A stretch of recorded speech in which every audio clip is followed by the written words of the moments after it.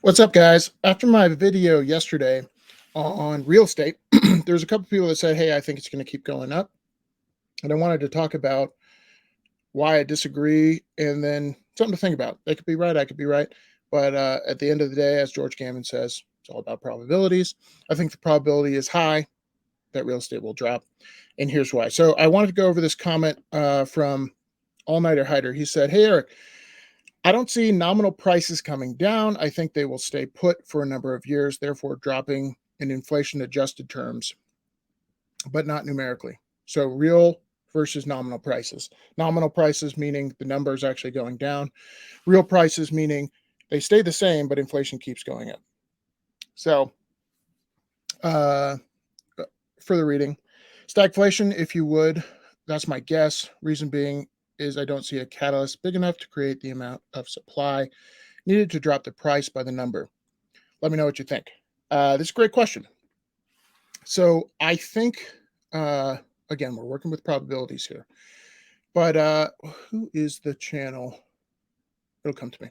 But I've watched a lot of real estate gurus. Some people who think, I'm by no means a real estate guru, but some think that real estate is not going to drop, as you said, in nominal terms, but it will drop in real terms, inflation-adjusted terms. So another way of saying that is your income has to go up. Because if it's dropping in real terms, it still has to adjust. As I said, there's three things that need to happen. Interest rates have to go down, thus dropping the monthly cost of the home. Prices have to drop, thus dropping the monthly cost of the home, or incomes have to go up. So in that environment where prices don't drop at all, what has to happen? People's income has to go up. So as inflation increases, home prices could be staying stagnant, therefore decreasing in real terms. But I think that's the least probable of the three. And the reason I think that is because housing is set at the margin. So you only need a couple houses, meaning doubling the supply. I think there's 600,000 homes for sale right now. There's usually 1.2 million. That's standard. So 600,000 is not a ton to add to the supply. And how does that supply get online? A lot of people think, well, there has to be this mass sale of homes or supply of homes. I mean, it has to quadruple or whatnot. But all of that has to happen because homes are set, or the price of homes are set as comps. So if you have 10 homes that are the same, exactly the same on the same block, and they all sold for $500,000, and one of the buyers who bought for $500,000 has to move. Therefore, they have to sell their home. That's identical to the other 9. And they sell for $400,000. If you live in one of those other 9 homes, guess how much your home is worth now? $400,000. That's how it happens. It doesn't take a massive catalyst. Half the homes don't have to be for sale. Just one that doesn't sell. So if you extrapolate that out, we don't have to have this massive boost in supply. Just take Airbnbs, for example. A lot of these Airbnbs aren't cash flowing. And then at the end of the day, what can people afford? So if people's incomes, and it takes 50 to 75% of people's incomes just to be able to afford the payment on a home, and this is average income.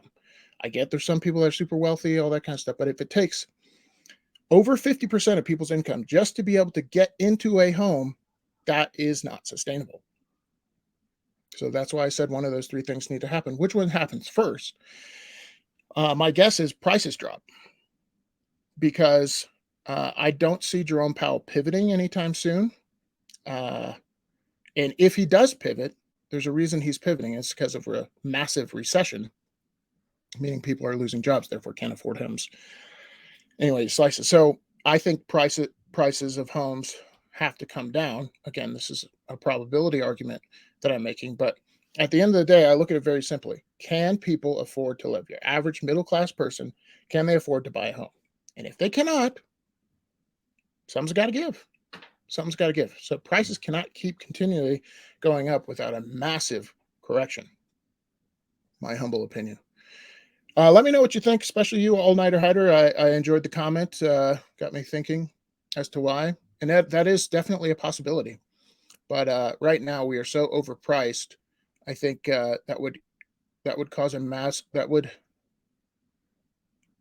matriculate into people's incomes needing to go up 60% plus, a lot, which I don't think is going to happen anytime soon. All right, guys, let me know what you think. See you guys in the next one. Peace.